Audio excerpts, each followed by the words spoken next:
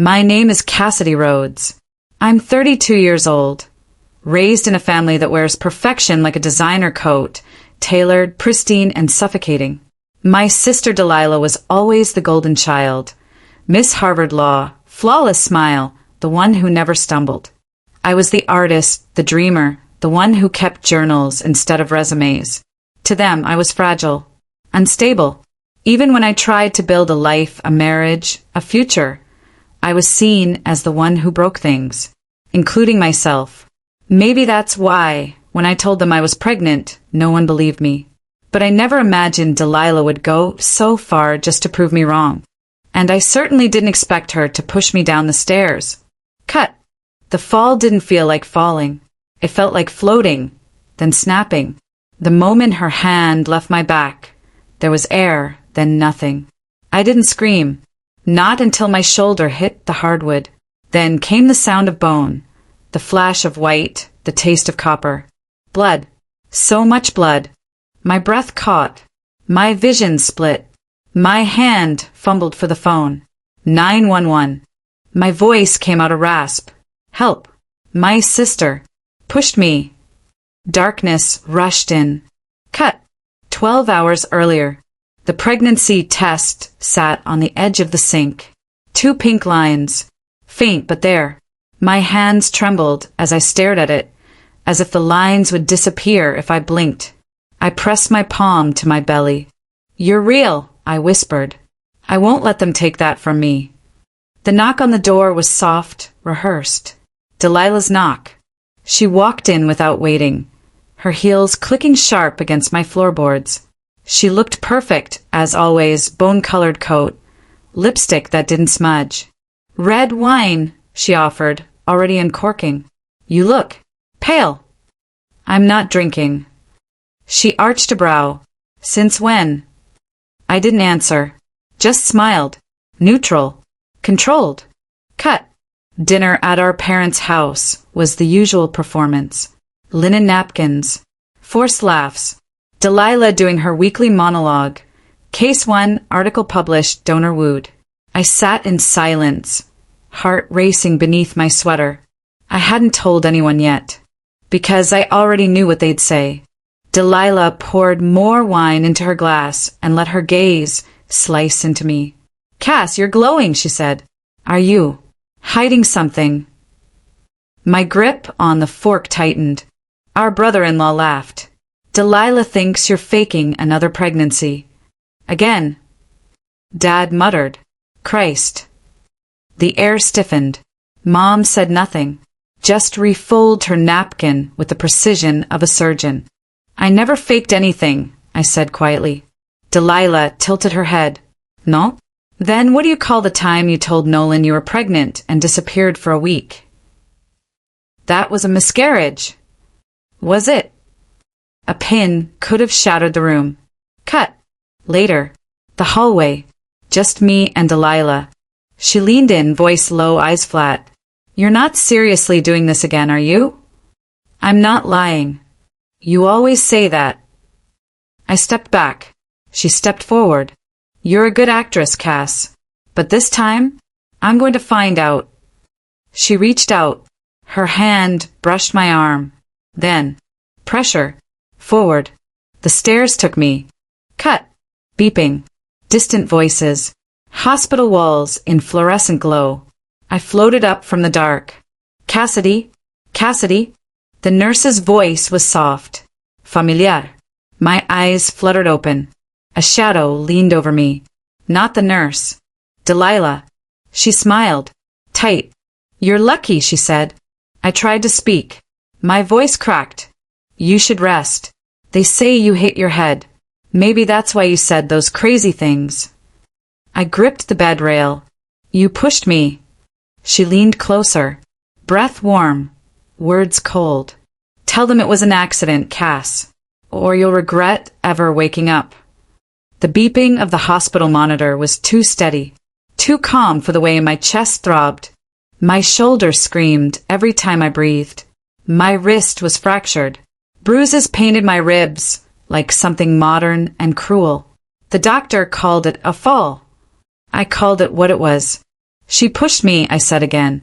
My voice was hoarse, barely more than a whisper. The officer, standing at the foot of my bed, scribbled notes with the energy of someone who'd already made up his mind.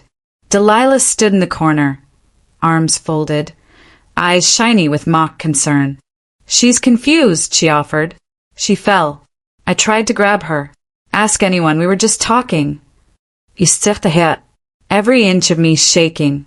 I didn't fall, I said. She pushed me. The officer sighed. There's no camera footage. The hallway camera was disabled. We're looking into it. Cut. Detective Alex Graves walked in an hour later. A quiet man. Too quiet. He asked the same questions, but in reverse. Any history of mental health issues? No. Substance? No. Any reason your sister would say you faked a pregnancy before?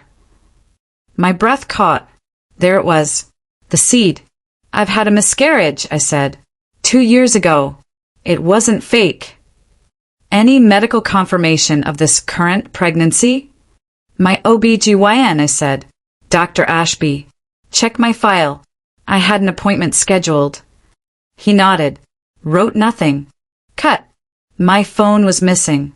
Delilah had it last. The nurse said she gave it back, but it wasn't in my room. Not in the drawer.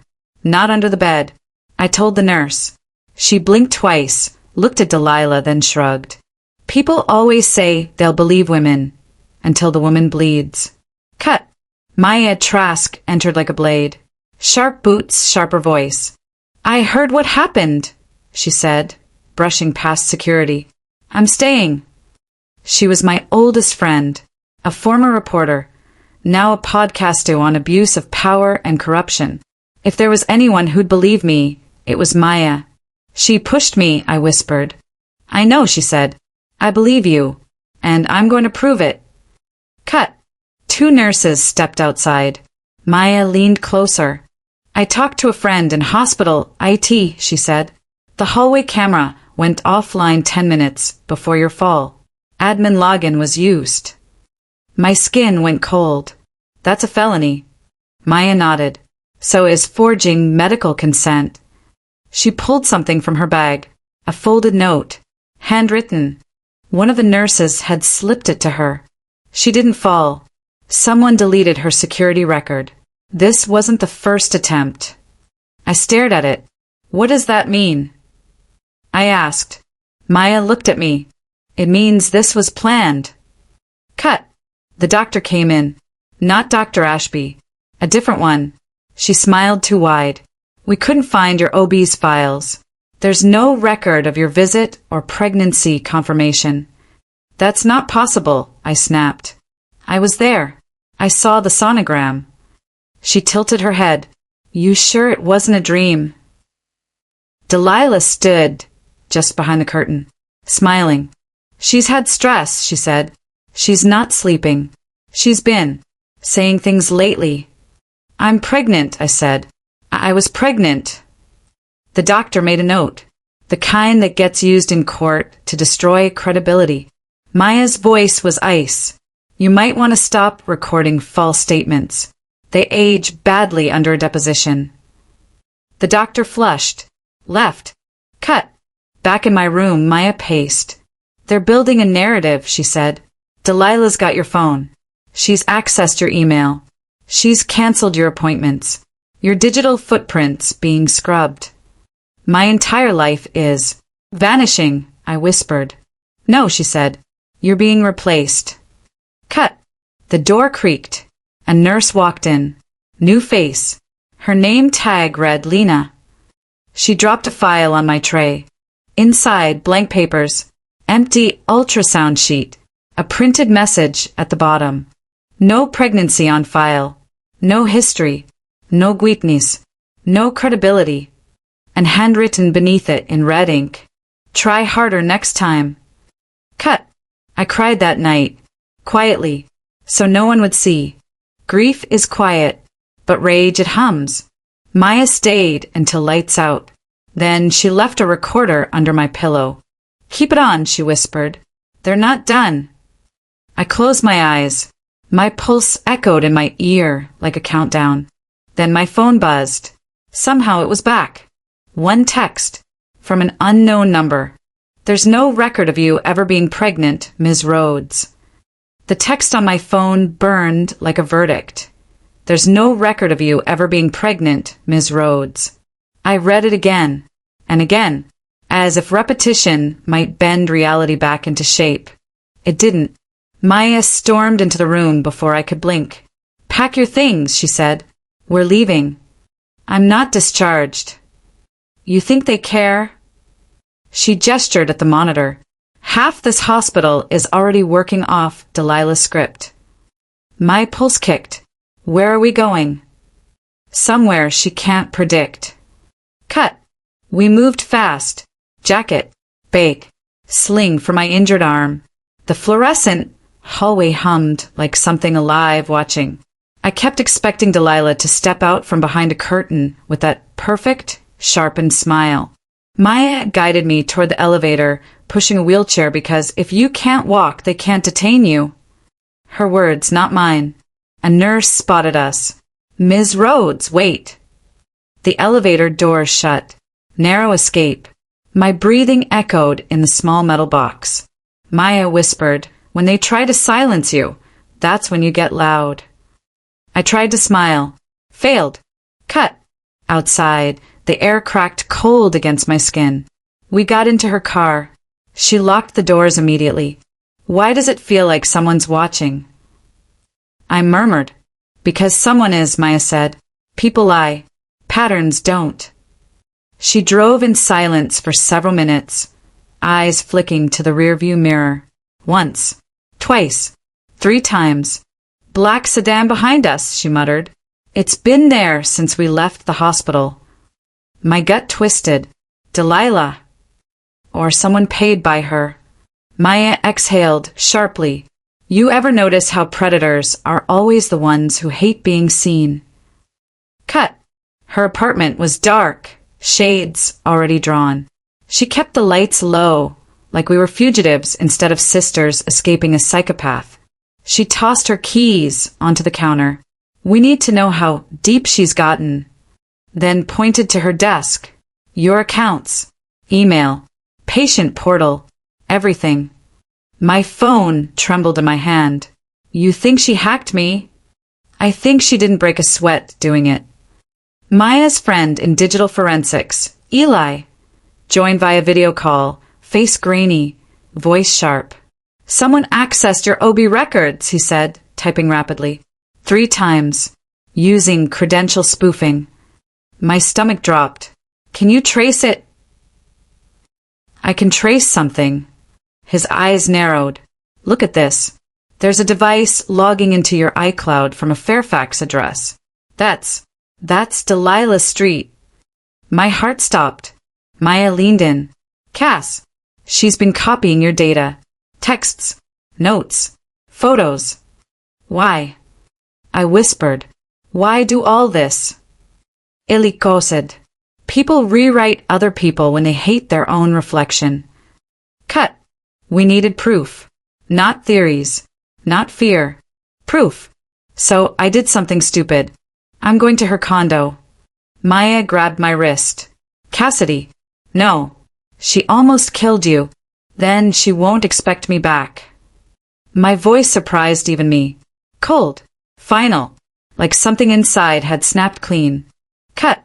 Night swallowed the condo complex. Lights glowed softly in manicured hedges. Delilah's unit sat second floor, blinds drawn, porch empty. No movement. I crept up the stairs. My injured shoulder pulsed. Her spare key was still taped under the utility box. Predictable. The lock clicked. Inside, the air smelled like eucalyptus and expensive lies. I moved silently past the entry table, where framed photos showed Delilah smiling with people who'd never seen her teeth when she wasn't performing. A soft hum filled the space, her air purifier. I heard another sound beneath it, faint, steady. Typing. Someone in the office. I swallowed hard and slipped inside her bedroom instead. Drawers. Closet. Shoe boxes aligned like soldiers. Typical Delilah. Nothing out of place. But the bottom drawer stuck slightly. I tugged. It slid open. Files. Dozens. Labeled in red. Cassidy, 2021. Cassidy, behavioral notes. Cassidy, fertility. And then the last one. Cassidy, replacement plan. I froze. My fingers shook as I opened it. Inside, screenshots of my texts, private ones, highlighted with annotations. A forged letter from a therapist diagnosing me with delusional pregnancy syndrome. A printout of a fake online order for pregnancy tests, all under my name. A script for conversations, hers and mine. And a page titled, Phase 3, Incident plus Silence. My stomach lurched. She planned the fall. Footsteps. Clothes. I shoved the file into my jacket, slipped into the walk-in closet, crouched low, breath uneven. My pulse throbbed in my throat like a ticking bomb. The bedroom door opened. Slow. Controlled. Delilah's voice floated in, calm as a lullaby. Cass, I know you're here. My blood iced. You were always predictable, emotional, easy. Her shoes clicked against the floor. But you coming here? That's new. Maybe you really are changing. My breath hitched. She paused at the closet door. I saw her shadow beneath the crack. Still, waiting. Come out, she whispered. I want to show you something. The closet handle twitched. I pressed my back to the wall. Silent. Invisible. Then, a phone rang in the office. She turned. Walked away. I exhaled. Painfully. Cut. I slipped out the window, landing hard on the fire escape. My shoulder lit up with pain. I climbed down as fast as I could. At the bottom, I dialed 911 for the second time in 24 hours, voice shaking. She found me. She's trying to erase me again. Static. A pause. Then the dispatcher's voice.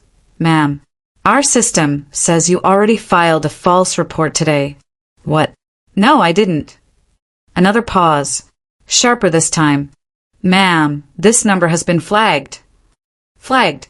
By who? My phone buzzed with a new message. Unknown number. The next time you call for help, make sure someone answers. By morning, my name was already mud. Online articles, whispered allegations. Blog posts hinted at breakdowns. One even questioned if I was ever married.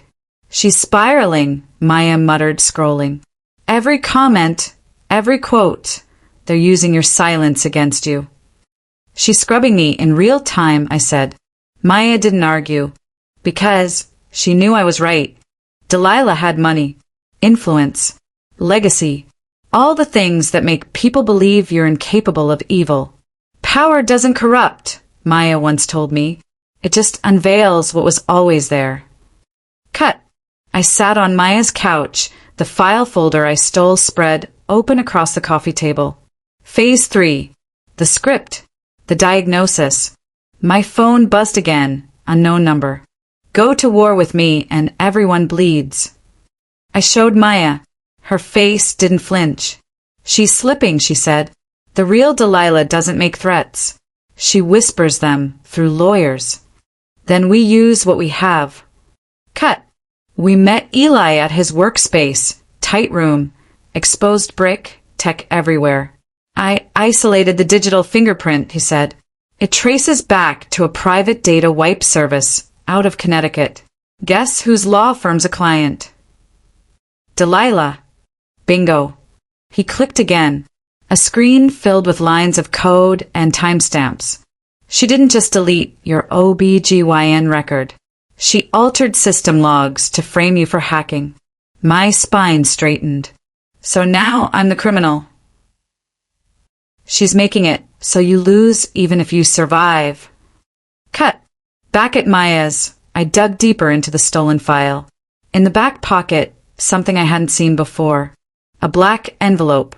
Inside, a DNA test result.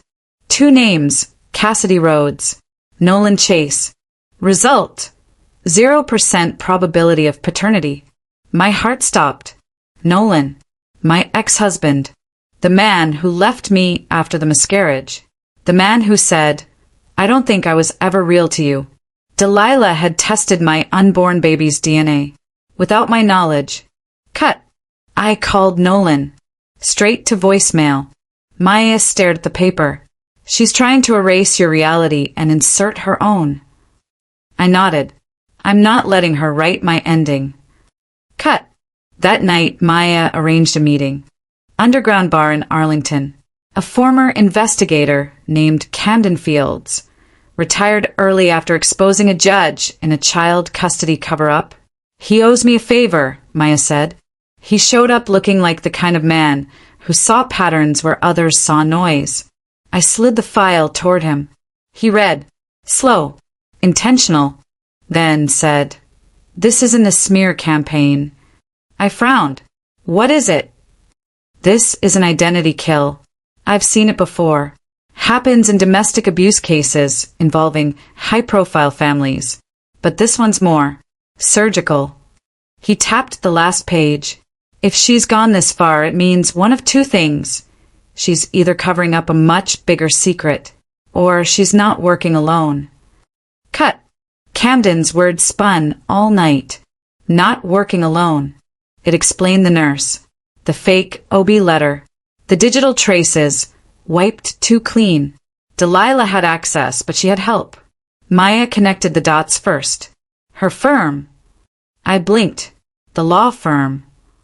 Delilah's not some tech wizard, but her junior partner? Amelia Crane, former cybersecurity prosecutor. My gut twisted, and she owes Delilah her seat. Cut. We broke into Amelia's office. Not stealth, just confidence. Clipboard, clip-on badge, scrubs. No one stops a woman in scrubs. Maya pulled surveillance blind spot. Camden kept watch. I opened her desk. Drawer. Locked. Camden used a pocket tool. Click. Inside, external hard drives. Labeled in code. Maya plugged one in. Silence. Then, folders. Names. Not just mine. Rhodes Cassidy. Boyle Emmett. Han Livia.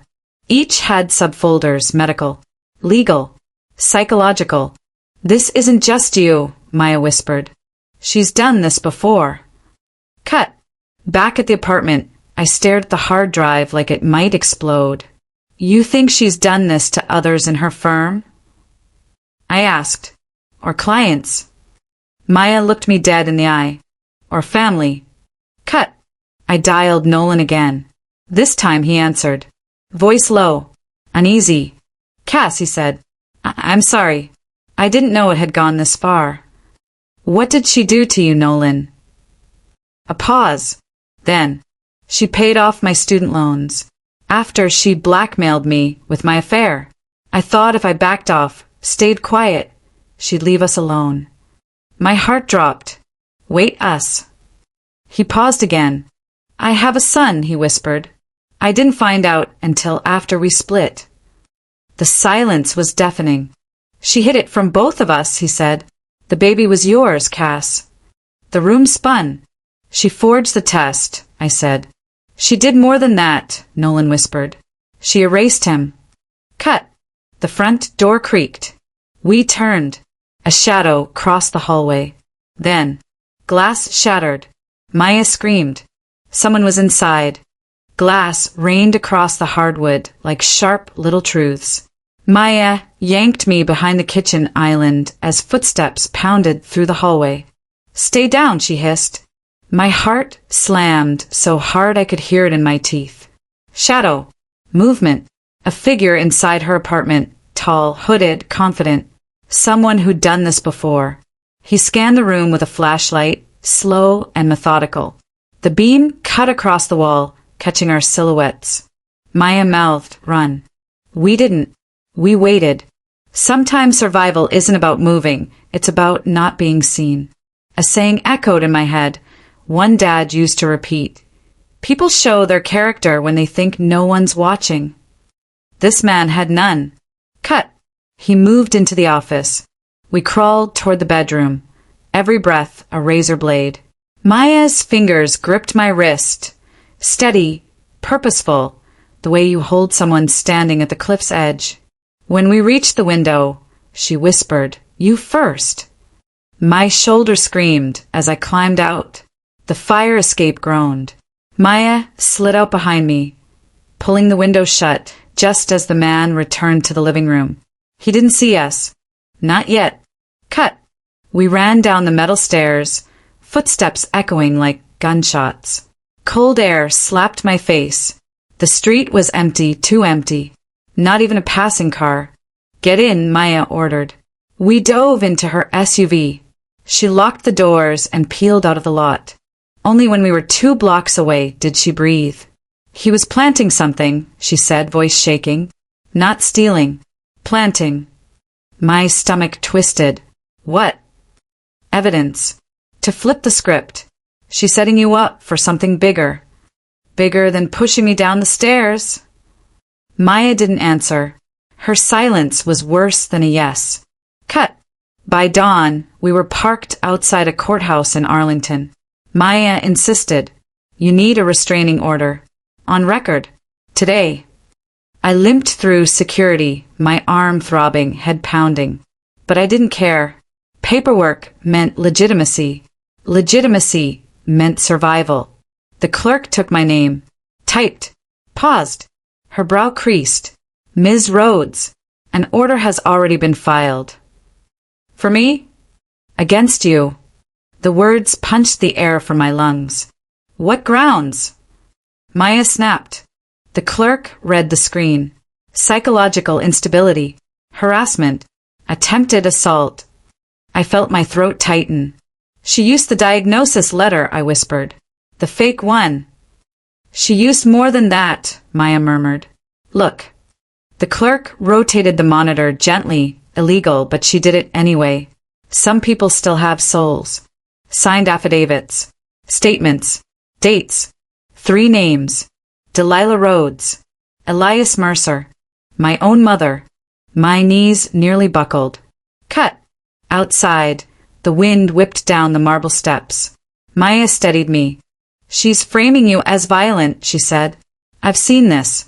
It's the precursor to guardianship petitions, asset freezes, involuntary psychiatric evaluations. She's trying to take my autonomy." "She's trying to remove your freedom," Maya corrected. "You're on the verge of being declared legally unstable." A thought hit me like a brick. If she gets that order, anything I say about the pregnancy becomes delusion. Cut. We needed a counterstrike. Fuss. Eli called while we drove. "I found something," he said. "Delilah purchased a deepfake software subscription 2 months ago. High level. Used by PR firms and political black ops." Maya swore under her breath. "What did she generate?" I asked. "You," Eli said, confessing to lying, manipulating Nolan. A fake miscarriage story. All designed to be admissible in court. "What about the original pregnancy appointment?" Maya asked. "Gone," Eli said. "Your doctor's real file was deleted. Her inbox wiped. Her physical office closed permanently." My head spun. "She made my baby disappear on paper." "Paper is reality in court," Maya whispered. "You know that." I did. Cut. Back at Maya's apartment, now taped off and under police review. I stared at the shattered window. They labeled the break-in as possible vandalism. No forced entry. No sift. Just placement. What did he plant? I asked. Maya scanned the room. Her eyes narrowed. She approached the bookshelf, pulled back a psychology textbook. Behind it, an envelope. She lifted it with latex gloves. Inside, a knife. Bloody. A printed note attached. For Nolan. Case closed. My stomach lurched. She's framing me for attempted murder. Or planning the real thing, Maya said. Cut. We fled again. This time to Camden Fields, the investigator. His office smelled like old leather and rainy nights. He examined the knife under a forensic light. "This blood isn't fresh," he said. "She used old samples. Stored. Choreographed." "She's building a criminal profile for Cass," Maya said. "Layer by layer." Camden nodded. "Classic strategy. Stack small lies to support a bigger truth, her truth. When she presents it, the courts will call it consistent." I swallowed hard. "What's the bigger truth?" "You," Camden said, becoming the villain in her narrative. Cut. We drove to my parents' house. I stormed into the living room, slamming the fake affidavits on the table. "Why?" I demanded. "Why would you sign these?" My mother wouldn't meet my eyes. Her hands trembled around a mug of tea. "Delilah said you were spiraling," she whispered, "that you needed help." "I needed support," I said, "not institutionalization." Dad stepped forward. "Cassidy, listen. Families do what they must to protect themselves. Truth isn't always. Truth is always truth," I cut in. "Lies are just easier to swallow." My father sighed. "Your sister is capable. Responsible. Capable of what?" I hissed. "Killing me." He flinched. He didn't deny it. Cut. As we walked out, Maya squeezed my hand. "You're getting clarity. That's good. Clarity hurts before it heals." I nodded, though my chest felt like shattered glass. Night fell fast. Too fast. As we reached the car, my phone buzzed again. No name. No number. Just a sentence. A warning. "The final piece is missing, but if I find it before she does, she burns." Sirens cut through the night like a blade. Red and blue flickered across skin. My chest felt raw. Alive. I stood in the rain-washed street, hands shaking, camera light flickering. Maya, Camden, a detective, and a reporter from a local paper all surrounded the house. The same house where I nearly died. Inside, cuffs clicked. Delilah Rhodes went limp as an agent read her rights. Her eyes didn't plead. They were empty. Flash.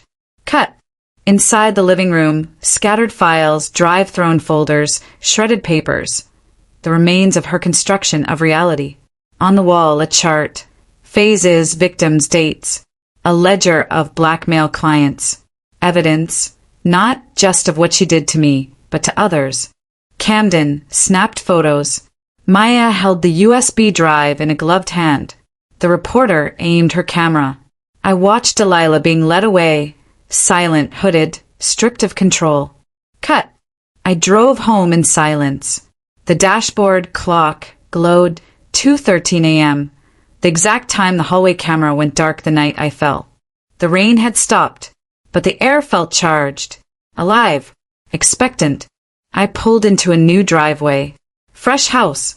New number. No history. The kind of place where ghosts can't follow. Inside I sat at my desk, hands still shaking, my laptop open, the final file ready. I typed a title, "When Silence Isn't Safety."